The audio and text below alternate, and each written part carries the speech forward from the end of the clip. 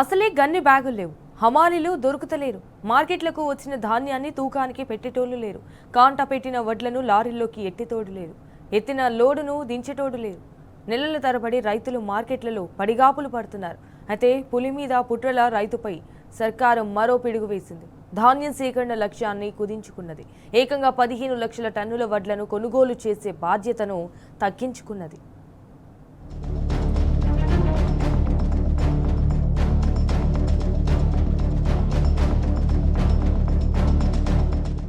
ధాన్యం కొనుగోలుపై కాంగ్రెస్ సర్కార్ మరో మోసానికి తెరలేపింది.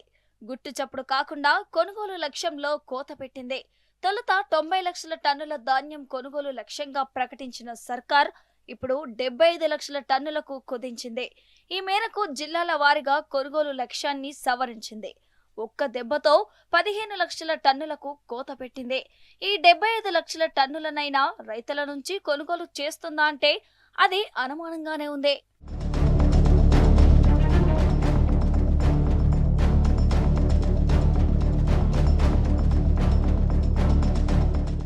సర్కారు లెక్కల ప్రకారం ఇప్పటి వరకు కొనుగోలు చేసిన ధాన్యం 46 లక్షల టన్నులే.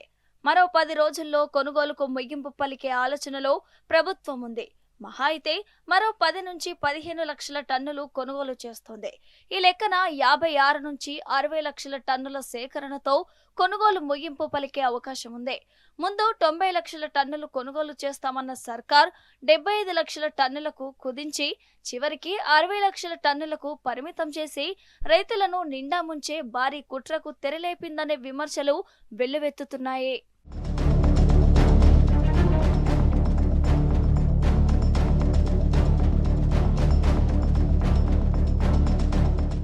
ఇప్పటి వరకు 54 లక్షల టన్నులు కొనుగోలు కేంద్రాలుగా రాగా మరో 21 లక్షల టన్నుల ధాన్యం కేంద్రాలకు వచ్చే అవకాశం ఉందని అంచనా వేసింది. తగ్గించిన లక్ష్యంతో పోల్చినప్పటికీ సర్కార్ కేవలం 58% ధాన్యం మాత్రమే కొనుగోలు చేసింది.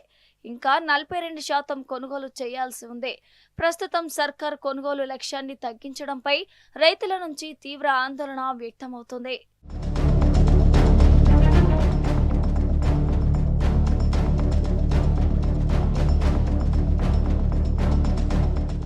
ధాన్యం కొనుగోలులో కాంగ్రెస్ సర్కార్ ఘోరంగా విఫలమైంది. తీవ్రమైన జాప్యం చేస్తుండటంతో ప్రభుత్వంపై రైతులు తీవ్రంగా మండిపడుతున్నారు. ఇలాంటి పరిస్థితుల్లో మంత్రులు తమ వైఫల్యాలను కప్పిపుచ్చుకునే ప్రయత్నాలు చేస్తున్నారు. తమ ప్రభుత్వం ఇప్పటి వరకు భారీ మొత్తంలో ధాన్యం కొనుగోలు చేసిందంటూ ప్రకటనలు గుప్పిస్తున్నారు. నిర్దేశించుకున్న లక్ష్యంలో ప్రభుత్వం ఎంత మేరకు కొనుగోలు చేసిందనే వాస్తవాలను వెల్లడించడం లేదు. ఆ వివరాలు వెల్లడిస్తే సర్కార్ డొల్లతనం బట్టబయలవుతుంది.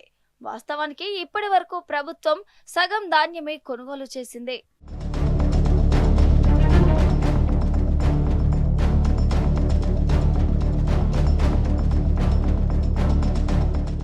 ఓవైపు కొనుగోలులో నిర్లక్ష్యం, సమస్యలు పరిష్కరించకుండా తాత్సారం, కొనుగోలు లక్ష్యం తగ్గింపు, వీటన్నింటినీ గమనిస్తే కాంగ్రెస్ సర్కార్ ఉద్దేశపూర్వకంగానే ధాన్యం కొనుగోలు ప్రక్రియను ఆలస్యం చేస్తుందనే అభిప్రాయాలు వ్యక్తమవుతున్నాయి.